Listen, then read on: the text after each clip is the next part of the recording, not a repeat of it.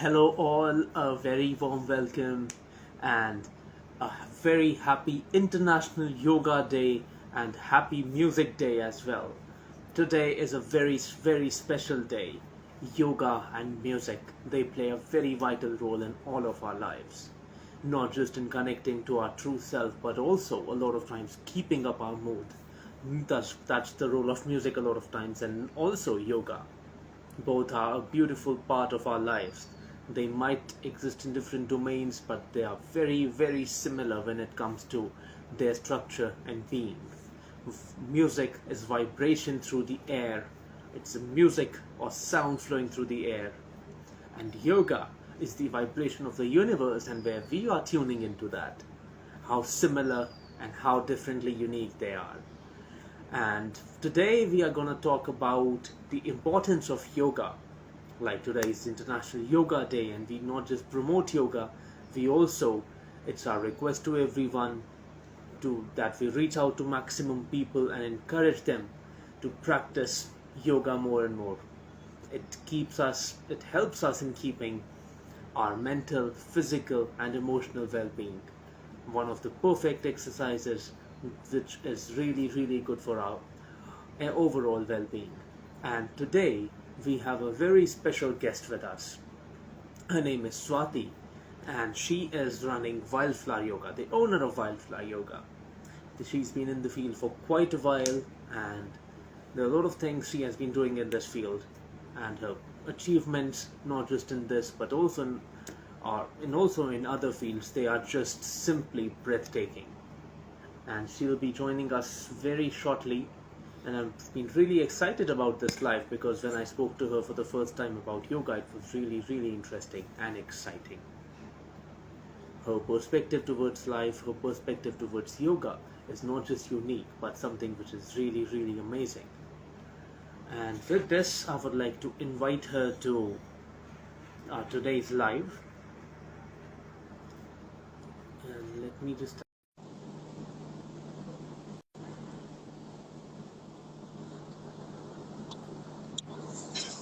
Hello, hi Swati. Hello, Namaskar, Louie. How are you? Good, thank you. How are you? Very well, thank you, thank you. Happy International Yoga Day to Thank you. you and to all our viewers. Thank you so much. Wishing a very happy International Yoga Day to you too and to all of our viewers out there. And first of all, thank you so much for joining. Thank you so much for accepting this invitation and joining us today. It's an honor to have you here. It's a pleasure, Louie. Thank you so much for having me here. And let me, so like I gave a brief introduction about yourself. Maybe if you can tell a little more about yourself and your background. All right. Well, yes, why not? Hear it from the horse's mouth. And everybody knows me, my family and my friends, they know me for my name, Swati. And my journey with yoga began 1.5 years back when the COVID crisis started. And it started on a very small note. It was a self-motivation program. And I just, that scenario, that fear of losing your closed ones, it just motivated me to do something for myself because I saw my small children there and I made a promise to myself that I want to be healthy for them. I want to live for them. And I That's want to, a noble thought. lead a healthy life, not just for myself, for them. So that was my motivation for yoga. And thanks to my guru, Shri Tomarji, the motivation, the guidance, and the education he gave me in yoga just, transformed me, and my journey just changed, my destination changed, and now my sadhana is yoga. So, That's and I founded my studio, Wildflower Studio, recently, and I'm fully devoted to yoga now. That's amazing. In fact, it's such a noble thought that you want to be well for the family, and like we tend to, we all of us, like we tended towards health due to the COVID times, and they haven't been so easy on a lot of us. That's really appreciable. And yes, finding the right guru is the key. And that's the magic, or that's the power of yoga, that it just changes the life of the ones who devote to them.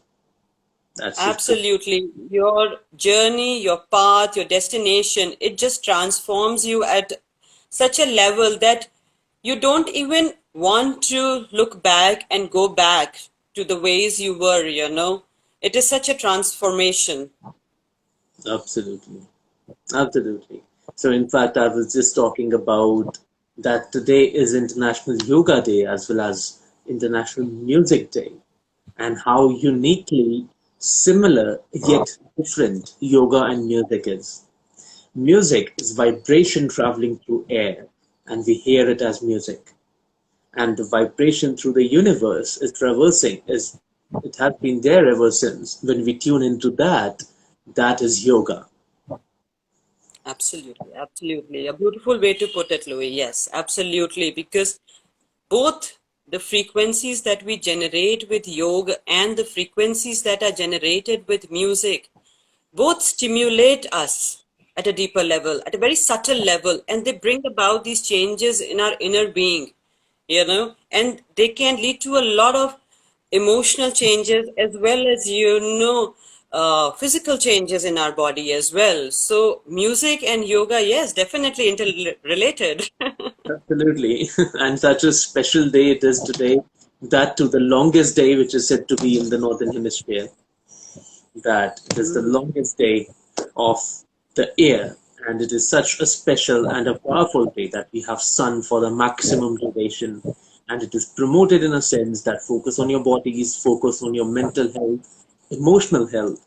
And that's how all of us we can come together and empower this initiative which is towards well-being. Absolutely, absolutely. The sun is the source of all energy in this entire universe. So we derive energy from it, wherein all living organisms present here, all the source of energy is the sun. So yes, summer equinox, a beautiful day to be celebrating International Yoga Day, definitely. Absolutely. And like this just reminds me, right, something that just got to me right in the moment. And like we talk about Surya Namaskar, it is one of the exercises. So can you tell us a little about it, like what happens, like, or how it improves the body, or how it impacts the body in a positive sense? Absolutely. See, the sun salutation flow, or the Surya Namaskar flow as we call it, it is one of the most popular also and one of the most advantageous flows also in yoga, because it channelizes all your energy chakras, all your nadis, and also it works on all your organs. What the crux of Ashtanga Yoga or Hatha Yoga, yeah. So all your parts of the body are activated and stimulated. All organs are stimulated. So it's a complete workout in its own self. If somebody does just 5 Surya Namaskars a day, it is a complete workout. One doesn't have to do anything else apart from this, because there is forward bending, there is backward bending, there is inversion, there is, eight limb, ashtanga, right? So all your small subtle body points are also stimulated. So as I said, it is a complete body workout, and one doesn't need to do anything else if one practices Surya Namaskar, but yet in the right manner. Absolutely. Normally people see in the TV and they do these postures which are not helping them. It is not benefiting them. It may actually lead to long time, problems. So one has to have a clear knowledge before initiating any practice. Absolutely. That is the key. In fact, doing it the right way really matters. Like a lot of times when people are practicing, getting to the right posture, because that is going to activate a certain muscle or a certain part of Yeah, the body. And not doing it definitely. properly, it may sometimes lead to an injury, which could be a cause of problem later. True, true, true. So that is why, most of my yoga classes that I begin with, I try and give more clarity on the postures before I actually get into the postures, because it is very important to have knowledge of what we are doing. Because, as I said, it gives a lot of clarity and we understand our practice better. We know exactly what changes are taking place, what muscles are involved, what organs are we trying to stimulate, and what are the benefits and contradictions of this particular posture. Same thing in Surya Namaskar. So I try to gain more clarity and give more clarity also before beginning on to the postures. Absolutely. That's really nice of you as a teacher. In fact, the people would be learning from you. That's the first thing they learn from you, and that's absolutely brilliant. So they can practice yoga in the right manner. Yes. It is imperative, because yoga is not gymming. It is not lifting some dumbbells and getting onto the treadmill. It is a science. It's a Right. science of your complete well-being. There are so many journals, so many books written on the science of yoga, and the whole world today has accepted it. And that is why, you see, we are celebrating International Yoga Day. National Yoga Day. We Right. don't celebrate International Gym Day. We don't celebrate International Aerobics Day or Running Day. We celebrate But International but Yoga we Day. do have those days too. We do have But those see, days. the scale of celebration or these Mhm. masses that are, united in it is very small. It's very small. That's true. In fact, when we talk about yoga and relating it to something which is just restricted to the physical body, is something where we are not getting the crux of yoga, or that's not what just yoga is about. It is a lot more than that. Can you enlighten a little about like how yoga impacts one's mental, emotional, and physical, of course, and as well as spiritual well-being? How yoga does that? Sure, sure, Louis. And, this particular subject is very close to me. And I'm so humbled that, out of all the people, I have the opportunity to speak on this beautiful subject. And it is such a vast subject. So much has been written about the unity of body, mind, and soul. And so many books are there by such great researchers. And but I will try to give as much clarity and keep it simple for our viewers as well, so that they can understand how we can unite the body, mind, and soul through yoga, right? Right. And this is, as you mentioned, this is the crux of our existence. This is the essence of our existence. How we can unite, how can we be in the state of absolute liberal, completely surrender to the one, to the supreme. That state is called unity of body, mind, and soul. And today also, see the date, if you see 2121, a date of unity. That's Yes. So right. beautiful. Yeah. Yeah. So beautiful day to be talking on this subject. And I'll try to keep it short and simple for our viewers. So I will begin with a very beautiful text verse from Bhagavad Gita, Mhm. our ancient texts. We all know and we all read it and believe in it, where Lord Krishna says, Samatvan yoge uchyate, meaning equanimity is yoga. This great verse from our ancient texts actually explains and interprets the truthful, being in yoga, how we can be established in the state of yoga, the state of equanimity, that harmonious, that balanced state of body, mind, that balanced state of emotion, that state is the state of equanimity, right? And how it enables us to accept everything that life throws at us, anything, all the challenges, all the difficulties that we face, all that is thrown at us with serenity, complete surrender that yes, this is the truth, this is what is meant to be, and I accept it with serenity. And I am in complete unity with the Supreme. So Mhm. that is my balanced and harmonious state. And this can be achieved through yoga. Right. Right. That's really interesting. That's really Yes. interesting. Love to. Yeah. So see how far back the mention of the word yoga goes. It is not just something very recent, or some people say it is 5,000 years old, 7,000 years old. I don't believe that. I think it is much, much, much older, much ancient, tens of thousands of years old. Because if you talk about Mahabharata, I think it took place, what, say, 14,000 years ago or something like that. No, So five in that, five in thousand. that, if Krishna, no, I think Ramayana took place in 7,000 years back, or Mahabharata took place No, 14,000 years back. mine was 7,000 from present day, and Okay. Mahabharata was 5,000 from present day. And after Okay. around some years after Mahabharata, I think 200 or 250 years, Kali Yuga started. Okay, because So, recently I studied an article where this person has done a lot of research, and he mentions how that the equation of seven works, the table of seven, that 7,000 years back, probably you could be right, that Mahabharata took place, and 14,000 years back Ramayana took place. So that is, he has done some research, and yes, there are different schools, different thoughts, different so thoughts. one can never be sure. But yes, coming back, that yes, this is very old. Yoga is ancient as ancient can be. And this word yoga also, if you see, Louis, this is derived from a Sanskrit root word. I don't think so many people would know that, but it is derived from a Sanskrit root word, yaj. Okay, in fact, even I don't know that. That's quite interesting. Yes. And what does yaj mean? Yaj means to yoke, to unite, to add, to join. And there is a reason why this root word is yaj in yoga.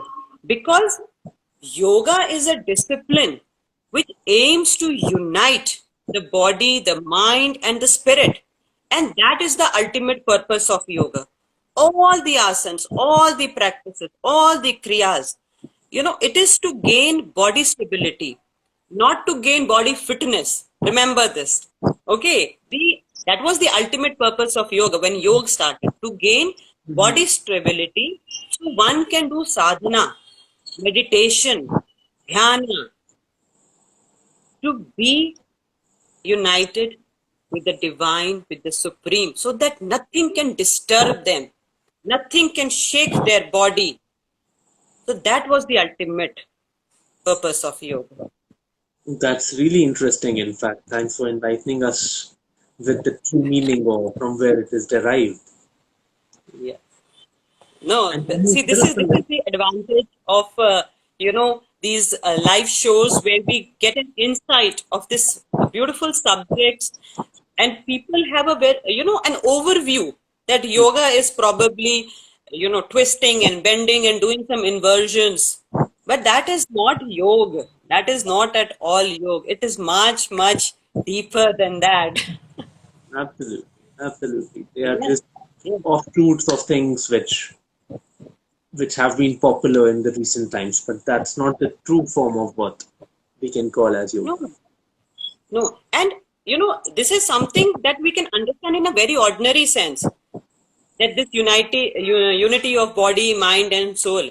If I speak in a dualistic sense, the concept of duality, which is Hmm. derived from a Sankhya philosophy, Hmm. right? So there we do not talk about the physical body, we talk about the energy body and the pure consciousness, the unity of Prithvi and Purusha, matter and soul, or you can say nature and soul. At that level, where these two are united, and you come to that state of pure consciousness or soul consciousness in your energy form of your, Hmm. where the origin starts from Prithvi and Purusha, the soul and the matter. If we speak in that sense, in the sense of duality, Hmm. then you reach that state of pure consciousness and soul consciousness. Right, right, right. That dates really, really back. Like it is written that some of the works that are present in the ancient texts of Hinduism, they are neither, it's not defined that who wrote them, and at the same time, there is no specific date that they date so many years back. There is no sense of time with respect to them. No, no. It is a state of complete bliss. It is a state away from any thoughts, any impressions, any illusions. You don't exist in this physical world then you are existing in that energy world, as I said. You are not here. Only your body is here.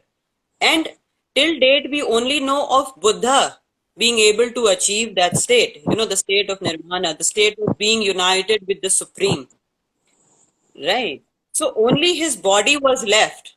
His soul had merged and blended with the Truly, Supreme. truly, truly.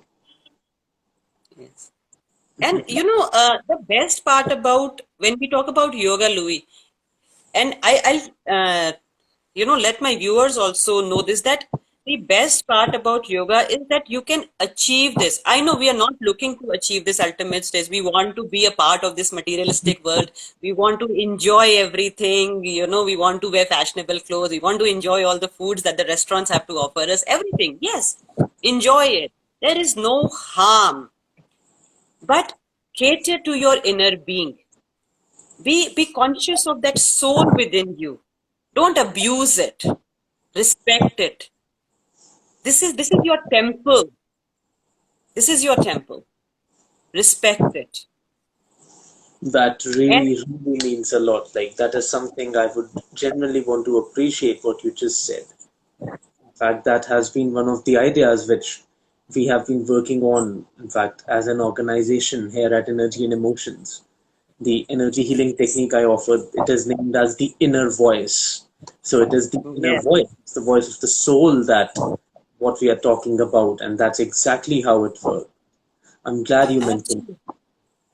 So see, we have to cater to our soul because that is the ultimate. Nobody in the entire existence of human race, I should say, nobody has been able to shy away from it. That is the ultimate state. We have to all go through that path.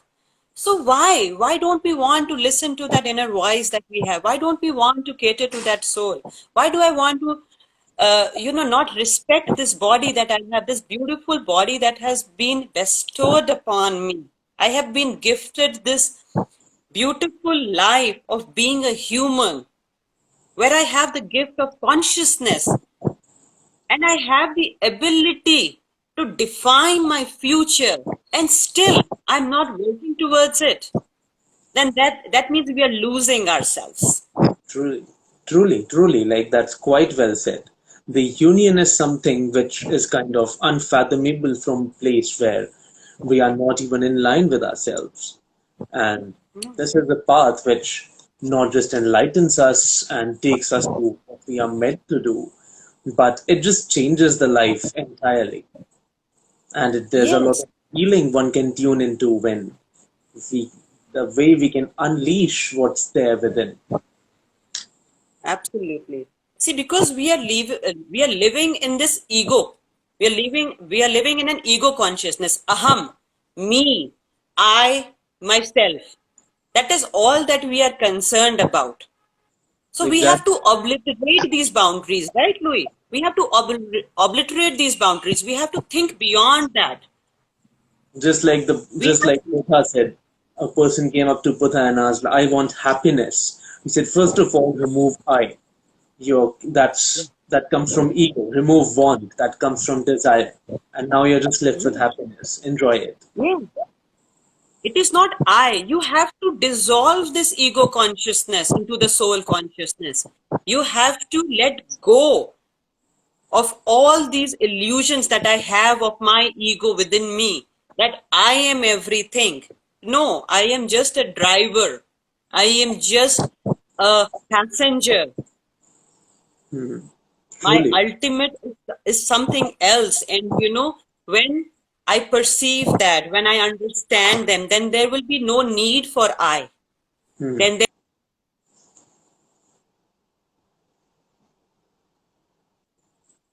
there will be just be, as I said. You are just there. And Right. nobody has to tell you that you know you have reached, because you know once you are there, you are there. Absolutely. That's brilliant, that, and I really appreciate what you like just mentioned. It really means a lot, and I'm glad we spoke about these amazing topics.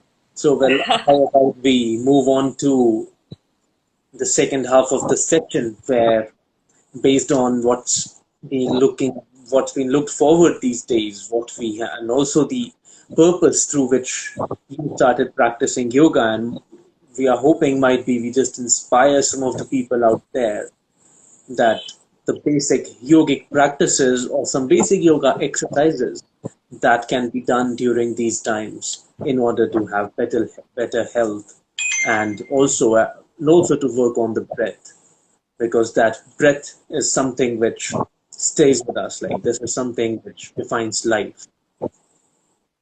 Absolutely, Louis. Breath is perpetual. In Hindi, we say "saans shashwat hai," right? So, if uh, this flow of breath is not there, then there is no life. So it is very important to channelize this breath. And in today's scenario, especially, it has become extremely important to practice these breathing exercises. And this can be done through pranayam practices that yoga has to offer. But before I start this, I will just take another 2 minutes of yours, Louis, Hmm. that before Hmm. we get on to these exercises, that for Yes, our definitely. viewers, for our viewers, I want to tell you this, that today, if you see the yoga asanas, the videos, the postures that are available on these internet, these videos, these images, you might feel that yoga is for extraordinary people with extraordinary skills in active wear who perform these beautiful acrobat-like tricks with inversions and twists and bends and curl up their bodies into pretzel-like shapes. So somewhere, most of us might think, oh, this is awesome. This is mind blowing. But yes, in my next life, probably I can do this. And that too, when I start as soon as I'm born with, you know.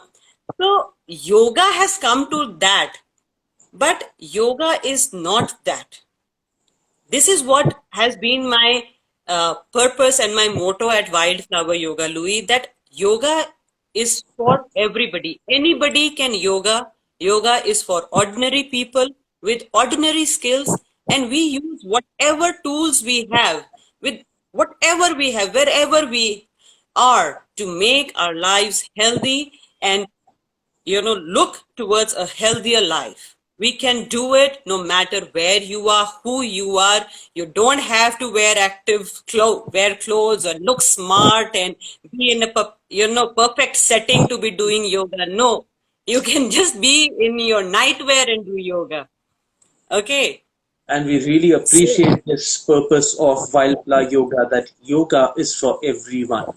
It is not restricted to the ones who can do the asanas which are propagated, or it is for everyone. It is generic, and everyone out there, they can equally welcome and practice yoga at any time, at any place they exist.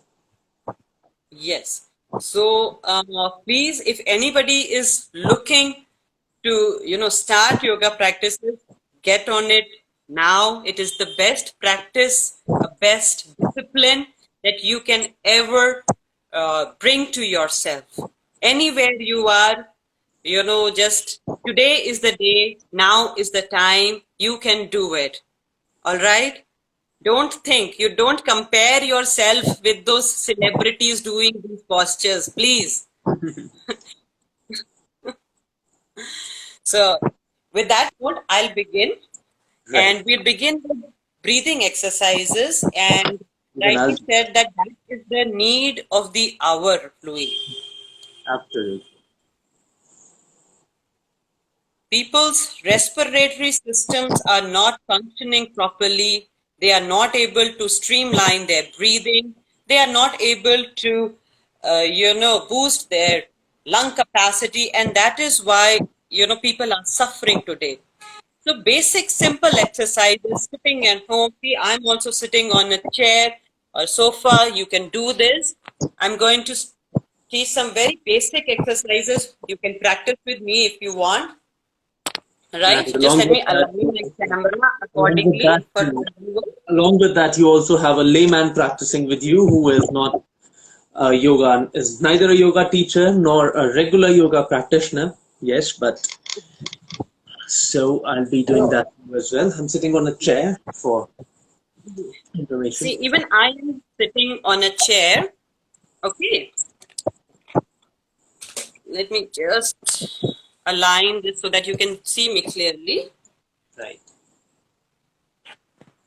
Okay, so now I'm visible. Yes, my face is not visible, but see, that is not important, right? Mhm. Okay. So now the first thing that we are going to practice and learn is the correct method of breathing. How we are supposed to breathe, how we can allow lung expansion, how we can, allow a better flow of oxygen within our lungs. Okay. Now, best method is belly breathing. So sit upright on a chair, try to keep your spine straight and put your hand gently over your belly. You can put one hand or both the hands, however you are comfortable. Now, as you breathe in, okay, try to expand your stomach. When you inhale, see, you can watch me inhale. Okay, so my stomach expands. Okay, and when I exhale, it contracts. Inhale, exhale. Inhale, exhale. So try to practice that. Inhale, exhale. Try to keep it square. 4 breaths in and 4 breaths out. Okay? We'll do You mean that one more time. you mean the square wave breathing? Yes, it has to be always square. Okay? The ratio of your inhalation and exhalation should be the same. All Okay. right. If you're breathing in 2, you should exhale 2. If you're breathing in 4, you should exhale 4. Okay? So let's do that one more time. Try to put your hand on your belly. Gain awareness of your breath. And when you inhale, expand your stomach. And as you exhale with the count of 4, contract. One more time. Inhale and exhale. Relax. So what is happening here? Why belly breathing is the best? Because we are allowing more space for our lung. How? You know this diaphragm, this band that separates our chest and our abdomen. When we expand our abdomen, it's pulled down. This diaphragm is pulled down. So it allows your lungs, your rib cage to open and your lungs to expand. Right. So that is the purpose. And that is why belly breathing is the best breathing that we can do.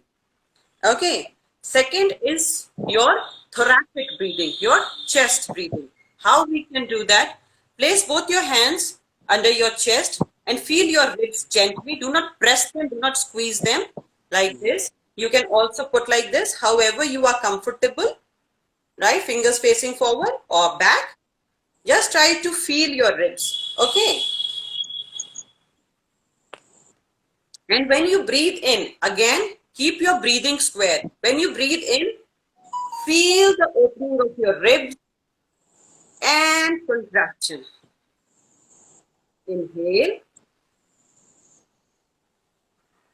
and exhale. One more time. Inhale, exhale. Keep your awareness on your breath. Try to keep your eyes closed so You understand the movement of the body as well. Inhale. Exhale. Here, most of us must have realized that our stomach is automatically expanding when we are inhaling. Mm-hmm. Right? Right. We don't have to make that effort. So this We is have to let it part be. We just have to 2. let it expand. Yes, you're allowing that expansion to happen. Okay, so this is part 2. Third is clavicular breathing, breathing from your shoulders. How we can achieve that? We don't need to put our hands anywhere. Just relax your hands, palms facing down on your knees. Okay, and when you breathe in, you lift your shoulders a little. Okay, don't have to crunch them up. No elevation and depression is happening. There's a passive movement. All right. So again, sitting up straight, keeping our awareness on our breath. Inhale. Exhale. Inhale. Exhale. One more time. Try to keep it square as well, as I mentioned. Ratio of your inhalation and exhalation at all times should be square. Okay? So inhale. Exhale. Okay? That was easy? Yeah, this Yes. was, yeah. And in fact, I would like to add something here from the perspective of meditation. And that's what we talk about breathing. Like you said, it's a square wave, and there are four major parts of breathing, like we define.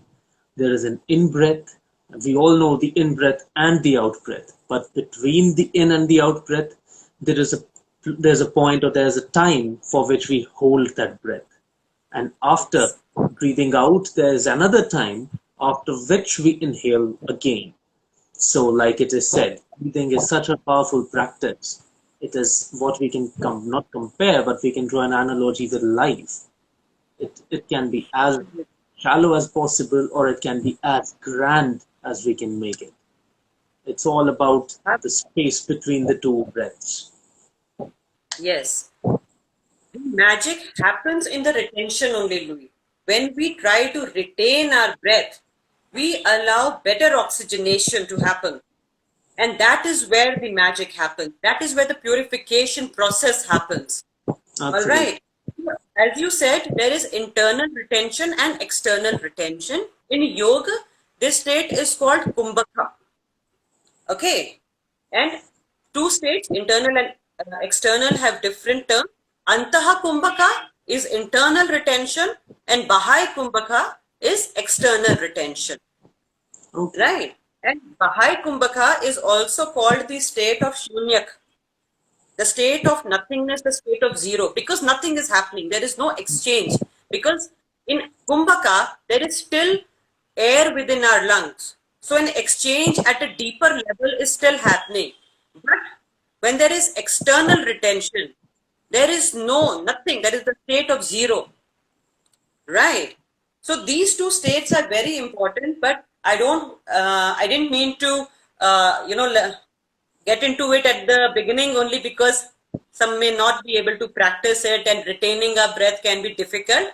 But Mhm. yes, if one can, then one must. And that should also be square. So we can practice this when we, join all these three parts Mhm. together: abdominal breathing, our thoracic breathing, and our clavicular breathing. Right? And this is called yogic breathing. When we combine these three breathing techniques into one and we Mhm. retain, okay, that is yogic breathing. Right. Okay, Right. Perfect. so how we can do that? Let us practice this 2 times. So, Perfect. again, keep your spine aligned. Now, inhale using all three sections, okay? And keep it square. Inhale, retain, 1, 2, 3, 4, and exhale. Drop your shoulders, drop your chest, and contract your abdomen. Do it one more time on your own. Inhale.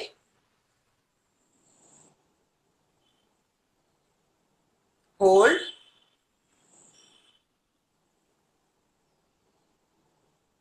And exhale.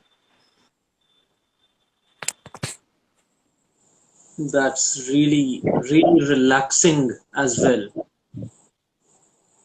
It is.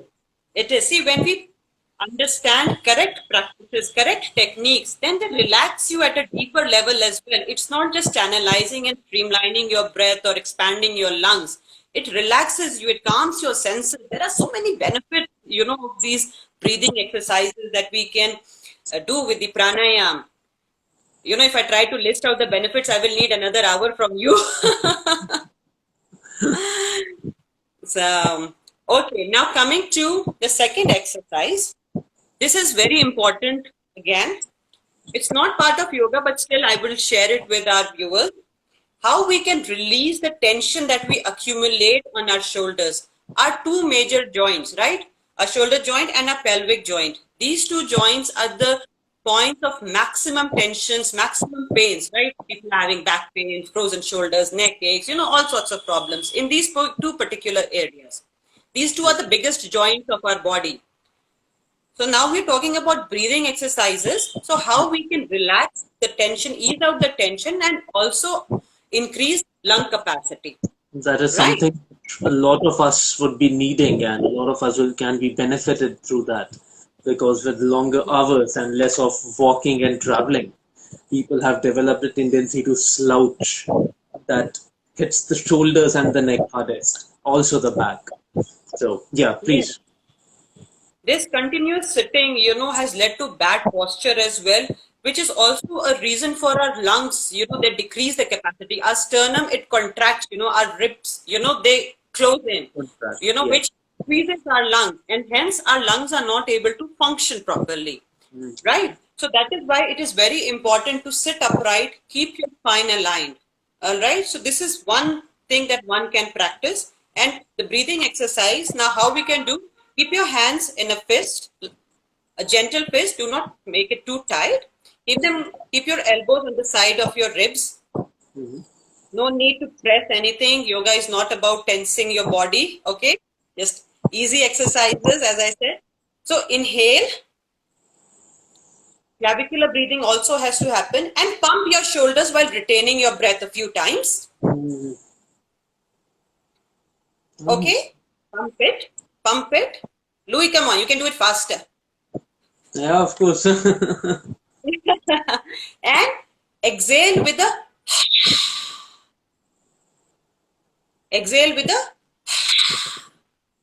Oh, that's nice. open your fingers wide and exhale. Let's do it once. Immediate relaxation. Yeah, immediate relax. Yes, I can feel it too. Yes. Yes. So let's do this one more time. Okay? And remember, you inhale, you retain, and then you pump in, and then you let go with a like you're blowing onto the mirror. Okay? And so in So here let's we don't have a square thing, right?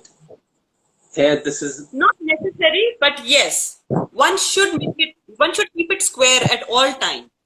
okay. Yeah. But since we have to pump, so maybe, retention becomes a little higher than your inhalation and exhalation, right? Right. So inhale, pump, and Oh, that's nice. That's such a relief. Also refreshing. great. It's really nice, like of being in a process where I'm being facilitated and I'm not the facilitator. Being in a position after a long time. Yes, maybe you can call me on your, channel few more times. Oh yeah, definitely. I would love to. Okay, so coming to our third breathing technique, it will test your lungs this time, my dears. Okay, so now this is called candle blowing technique or bubble blowing technique. Remember when you were small and you loved to blow all those candles on your cake and blow bubbles with that pipe? Right. How many bubbles you could blow? You could continue for a long time and you wanted to blow each and every candle on that cake. Just in Okay. flow. Yes. Our lungs were working so wonderfully at this time, right? Absolutely. Young and fresh.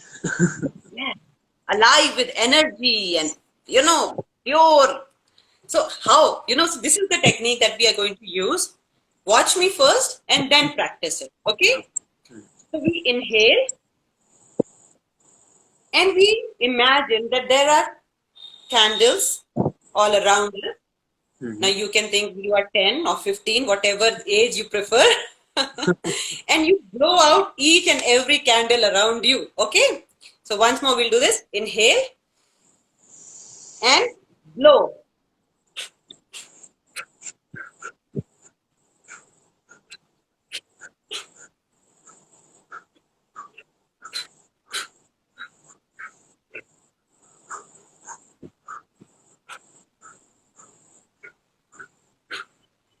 Oh, there's a How many lot could of you blow? could not count, but after a while I was like, okay, now I've run short of what I have inhaled, and I'm just over pushing it. Yes. So this is what we have to increase. This is called boosting lung health and increasing lung capacity. All right. Right. And you can also use the bubble blowing technique here.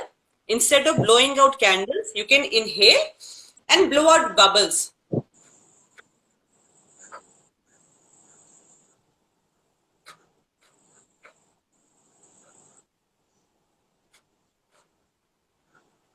Right. I can feel my stomach, like with every out blow, there is a lot of stomach movement I can feel. And there is a lot of pressure in our chest. For the ones whose lungs are weak, they must be feeling a lot of pressure here when they're trying to blow out, when they try to do it. Okay, let me do one more candle or one more bubble. So, that pressure starts to increase, Right. right? So, this is what we have to practice, and this is something very basic. Sitting on a chair, sitting on the bed, we all can do it, Mhm. right? Now, I'll talk about one of the most talked about and popular pranayams, that is the alternate nostril breathing and what we call as the Anulom Vilom. Right? You must have seen so many people, doing this.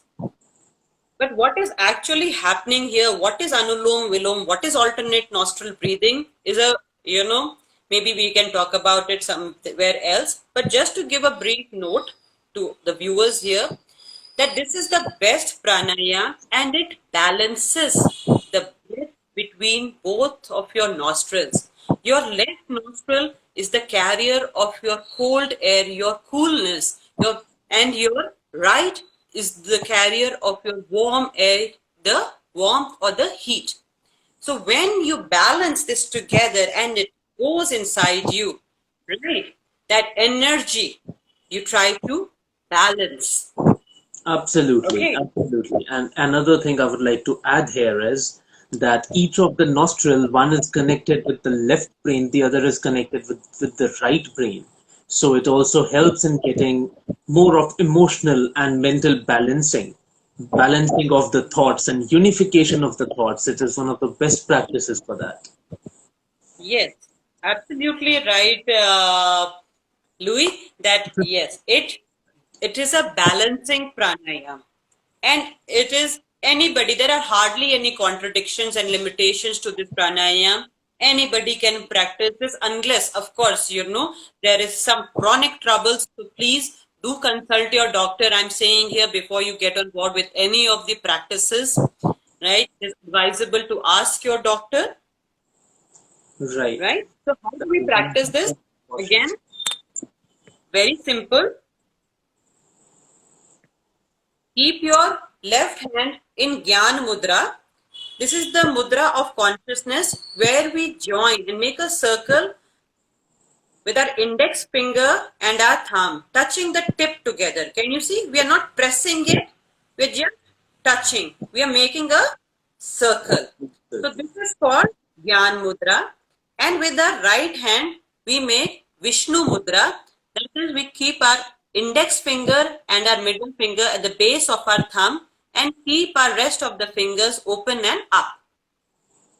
Yes, keep your thumb more open. Yes, Louis, very nice. Some people, it can hurt your vein. So do not exert yourself. If your fingers are bending, not opening properly, it's perfectly fine. Okay. Now keep both of these, keep your left hand in Gyan Mudra only, palm facing up on your left knee. Okay. And I'm going to turn to the side for our viewers to see clearly. Always begin with your left nostril. All right.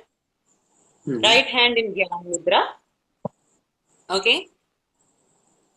Touch your thumb, right thumb to your right nostril, gently blocking the passage of air. So many people I see they're pressing like this, actually twisting their nose. And that's Okay. gonna hurt the bone eventually. So don't. Yeah, right. That hurts the bone. I tell people that this is the triangle of death. This is a very delicate part of our body. There are minute blood vessels here that are connected to your brain.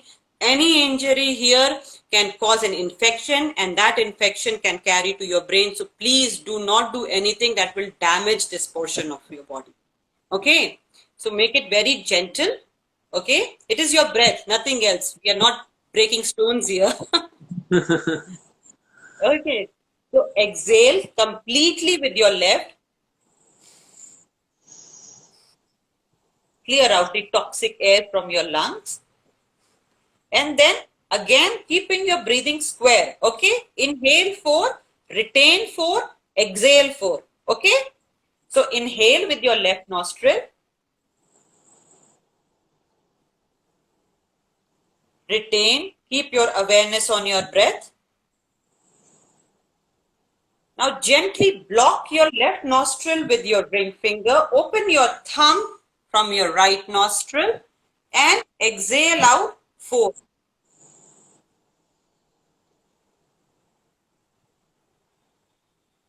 Now same. Inhale 4 with your right. Retain 4. Block your right nostril with your right thumb and exhale 4 with your left.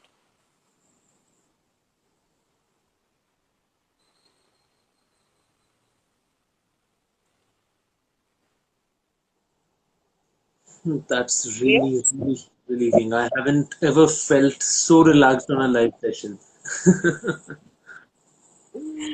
Thank you, Louis. So, and remember this, Louis, I can also hear your breath while you are inhaling. Okay, this should not happen. And any of our viewers also practicing along with us, you should not be able to hear your breath. That is how passive it should be. There should be no exertion, no force. We should not inhale like this. No, it should be passive. Okay, gentle.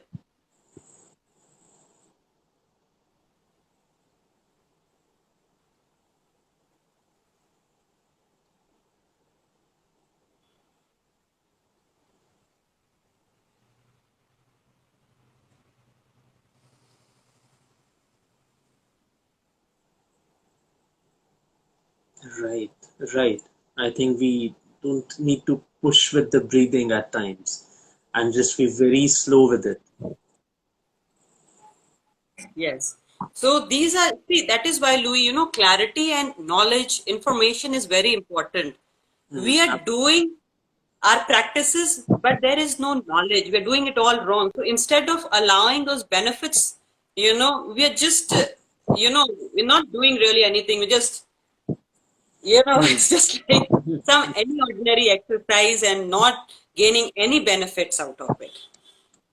Right. Okay. And last breathing technique that definitely I would like our viewers to practice. This one is called Brahmari or the bee humming practice.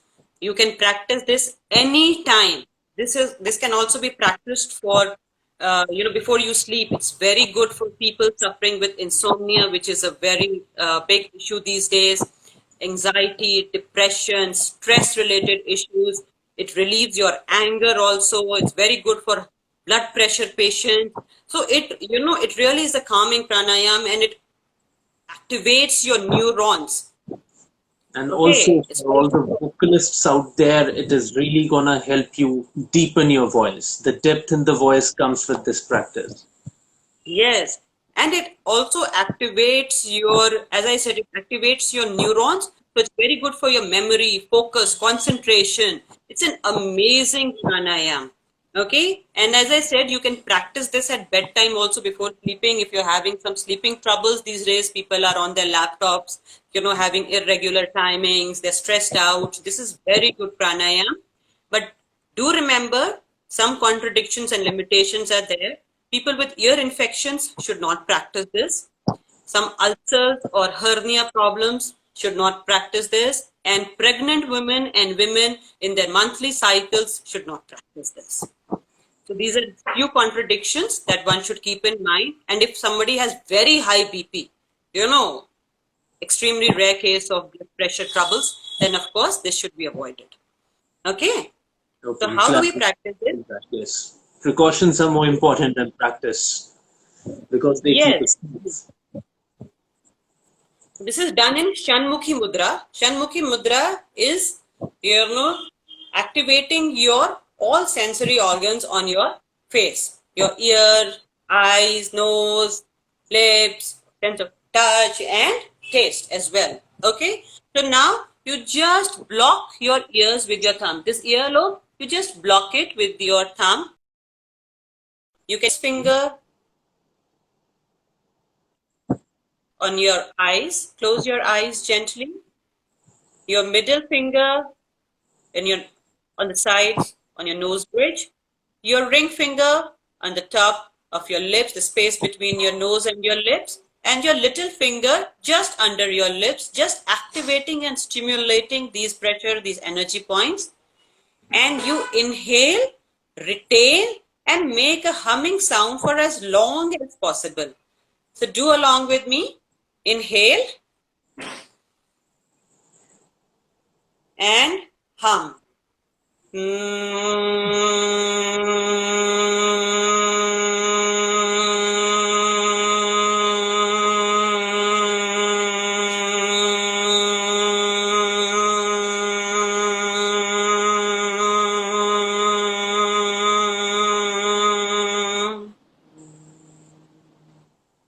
When you are done with one round, relax your breath and do this 2 more times. Inhale.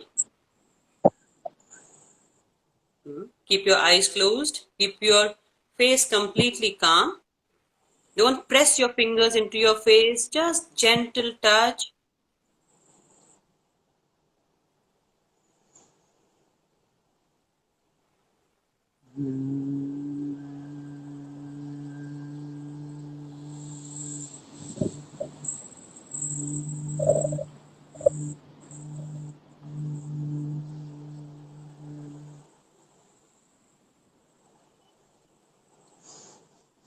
That's quite amazing. Yeah.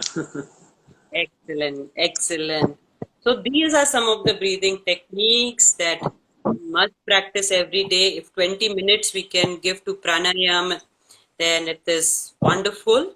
It won't take much of your time, but it will, make you healthy from within and work at such deeper and subtle levels, energizing your cells, your tissues, each organ of your body, stimulating your organs, calming your nerves, and energizing you. So these are wonderful practices.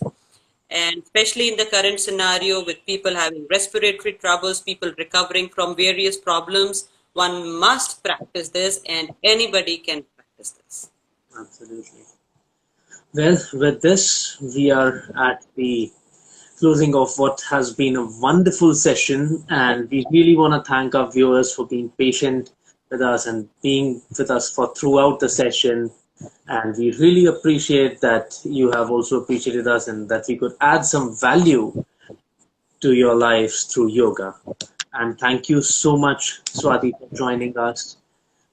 Thank you so much. It was such an honor to have you here. This is the first time I've practiced on a live session where I was the practitioner and not the facilitator. And I loved it, truly. Thank you so much, Louie. Thank you so much. It was a delight to be here. I had such a wonderful time and great experience being on board. And I hope our viewers gained something out of this session. And when they go back home, not just tomorrow, day after that, they remember what they learned today, what we talked about, and they practice it. That is our win. That is a win, That is absolutely. the Make win this, and victory of yoga. to make this world a healthier, happier, and a peaceful place to be. Yes, Well, thank definitely. you so much. We want to thank you all once again. Happy International Yoga Day. Take care. Thank you. Thank you so much.